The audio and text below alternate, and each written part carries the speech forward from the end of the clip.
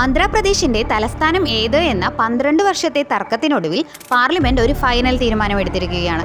ചരിത്രത്തിൽ ആദ്യമായി ഒരു നഗരത്തെ തലസ്ഥാനമായി പ്രഖ്യാപിക്കാൻ കേന്ദ്ര സർക്കാർ പ്രത്യേക ബില്ല് കൊണ്ടുവന്നിരിക്കുന്നു. ബില്ലിന്റെ പേര് ആന്ധ്രാപ്രദേശ് റീഓർഗനൈസേഷൻ ഭേദഗതി ബിൽ 2026. ആന്ധ്രാപ്രദേശിന്റെ ഏക തലസ്ഥാനമായി അമരാവതിയെ നിയമപരമായി അംഗീകരിച്ചു. ഇത് 2024 ജൂൺ 2 മുതൽ മുൻകാല പ്രാബല്യത്തോടെ നിലവിൽ വന്നു. കേന്ദ്ര ആഭ്യന്തര സഹമന്ത്രി നിത്യാനന്ദ റായാണ് ഈ ബില്ല് പാർലമെന്റിൽ അവതരിപ്പിച്ചത്.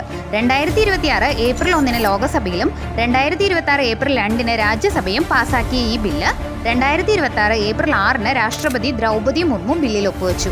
മുൻപ് പ്രഖ്യാപിച്ചിരുന്ന വിശാഖപട്ടണം, കർണൂൽ, അമരാവതി എന്നീ 3 തലസ്ഥാന പദ്ധതി ഈ ബില്ലോടെ പൂർണ്ണമായും റദ്ദാക്കപ്പെട്ടു. ആന്ധ്രാപ്രദേശ് പുനഃസംഘടനാ നിയമം 2014 ഭേദഗതി ചെയ്താണ് അമരാവതിയെ തലസ്ഥാനമായി പ്രഖ്യാപിച്ചിരിക്കുന്നത്.